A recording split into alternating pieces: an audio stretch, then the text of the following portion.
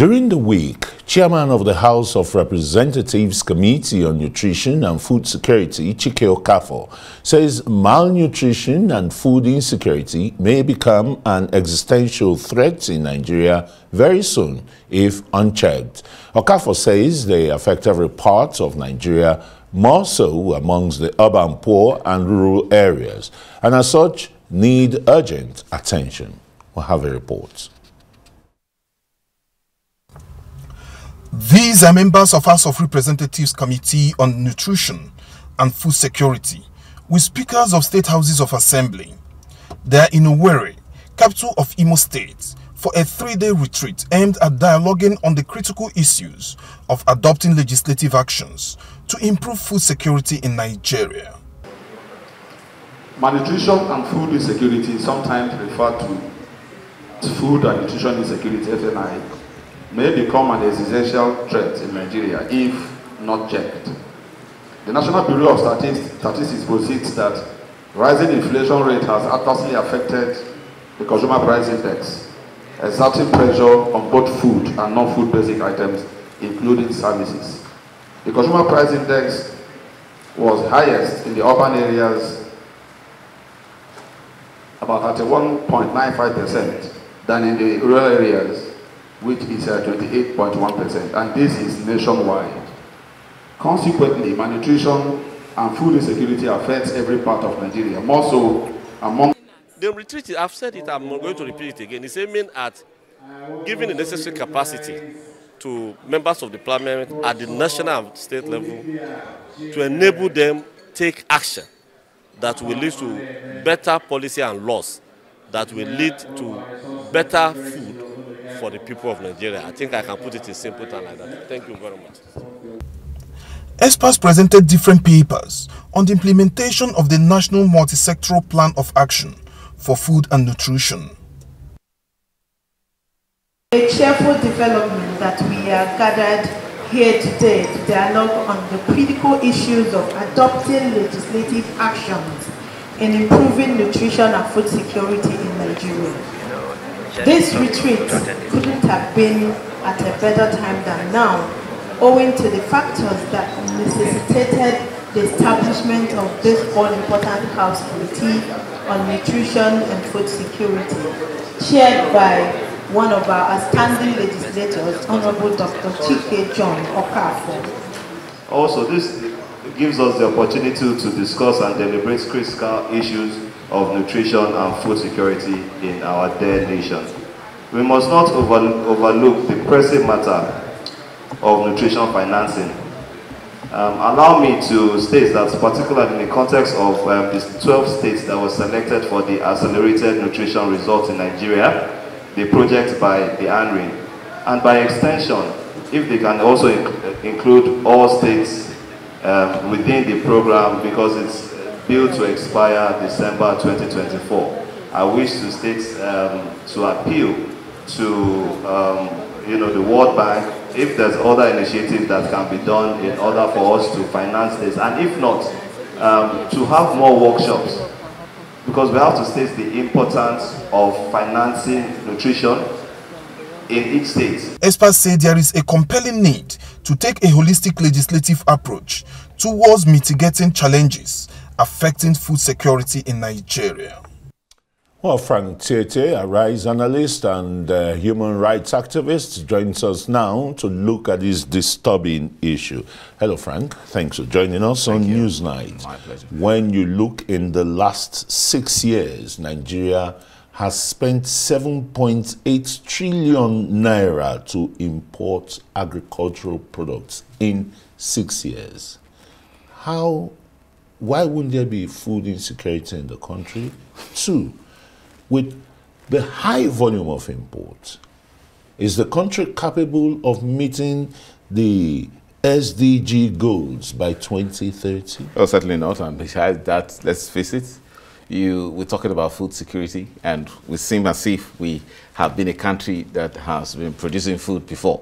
So essentially, the statistic you just reeled out showed that we are a food importing country. So if we have food crisis in our country, it's not necessarily because we've got a crisis with regards to insecurity in Northeast, Northwest, and North Central affecting farmers, but it has to do with the capability of this country to import food.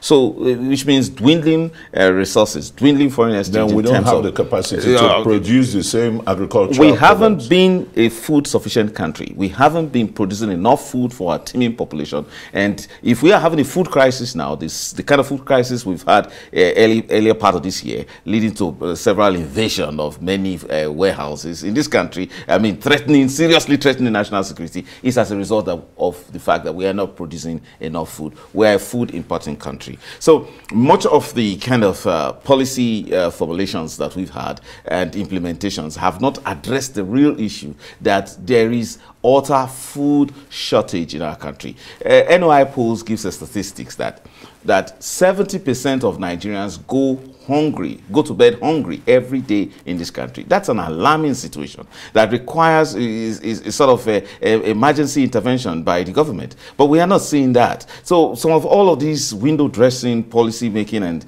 political statements being made don't address the issues. The issue is that we are a very large population in the world. Right now, we're the 10th fastest growing population in the entire world. There are predictions that in 2050 we'll be the 3rd largest country in the entire world in terms of population.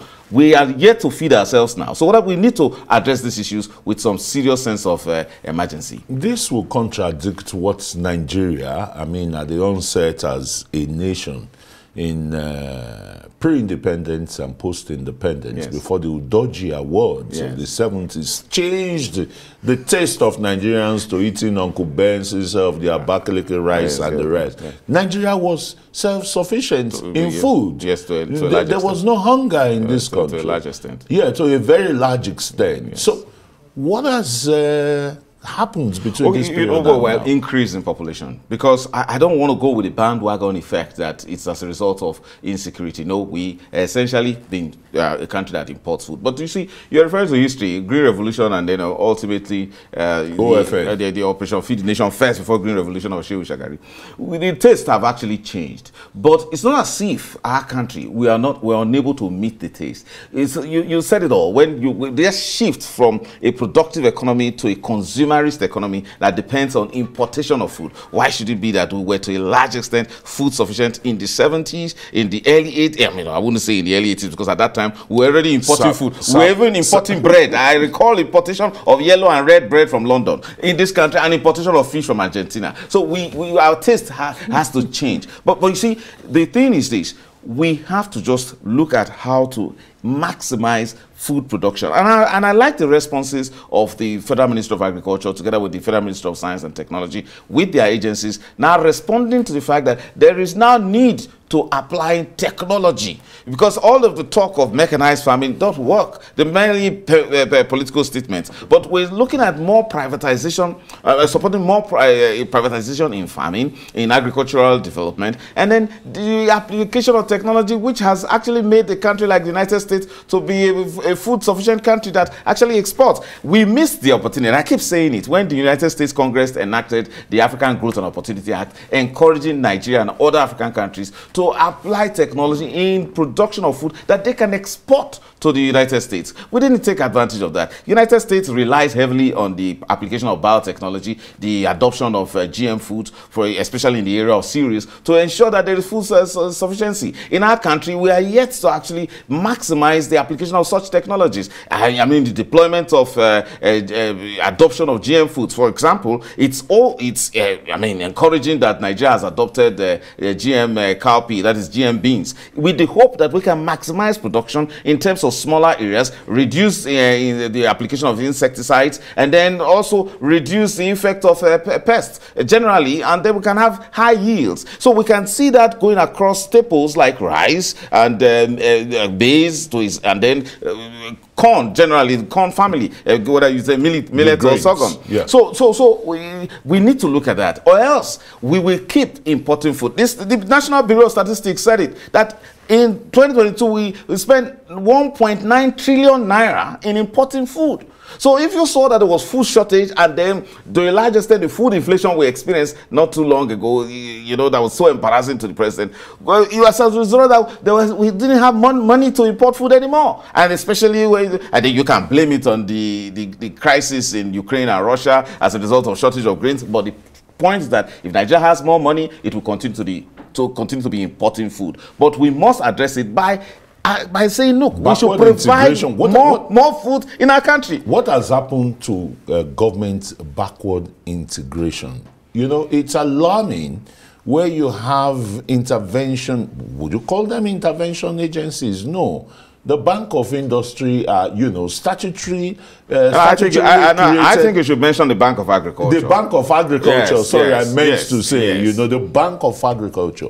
What has it been doing for the decades of years of its establishment that the Nigerian farmer cannot grow GMO, although there's been a massive tangle over GMO crops and the rest, you know? No, but we need to first of all adopt them, and I think I hold the opinion that we're slow in adopting GM technology in this country, especially in the area of staple foods as the rice and the corn family, essentially. I'm happy that teller maize has been adopted by the Nigerian government. That's in addition to cowpea. I'm talking about beans. So we expect that the application of such high yielding seeds, you know, will get us to become a food sufficient country in no distant future. And we should increase of such adoption. We've seen the United States maximizing that. Yes, I'm looking at the financial institutions. Yes. Where do they, apart from Bank of Agriculture, you have the commercial banks. Yes. Commercial rates to agriculture will be too high, will be cut through. But what do you talk about CBN? CBN decided to adopt policies that were very massive. I mean, funded agriculture in a very massive manner. We're talking about the farmers can't pay back now. The Danco's Borrowers program was political and it wasn't well thought out. It wasn't well implemented. Also, don't forget that we all had rice pyramid not so long ago under the Buhari administration that were more like a charade that that it was as if it was arranged, because we talk about the rice paddies that didn't translate to anything. That now we can't talk about. So how do we talk about food importation when you said that we were going to be we're parading rice paddies? I mean rice pyramids not too long ago. So it is the fact that we are simply paying lip service. We're being political. We are not actually sincere about making us a food sufficient country. Last time we were talking about energy sufficiency, energy security here. The easiest form of national security we can achieve so quickly is food security, and it is about coming face to face with the real issues that many Nigerians need to go to farm, whether at subsistent or commercial level. But more importantly, adopt technology, because that's what has helped countries like the United States to become very food sufficient today. So we don't need to reinvent the wheel. Let's copy what is working somewhere else and apply it here before things get out of hand. Look, I keep citing the Sri Lankan example of 2022. A government had to resign because Sri Lankans were hungry, they didn't have bread to eat, and then went on protest, taking over the presidential villa. We don't want that in this country, because food, the human being is driven by some very base elements. In this time, hunger. We don't. Nigeria cannot be hungry. For goodness sake, cannot be hungry. So first, let's acknowledge that. See, we should stop this importation, and it can only be stopped when we increase production and if we maximize technology in the application to production of food in our country. Then we can have food security. And for a start, before we now talk about energy security, so that we don't compound food security and food insecurity and energy security and the no fuel and all that. Who knows? Well, we just have to have the country. Thank you. Thank you so very much. My pleasure. And we'll believe that the authorities are listening. Of course, and they are doing well. They are responding. Particularly the Minister of Agriculture. Of course, yes. Yes, it's doing Thank you very much, well, yes. Frank Tietie, Arise analyst and human rights lawyer, for coming.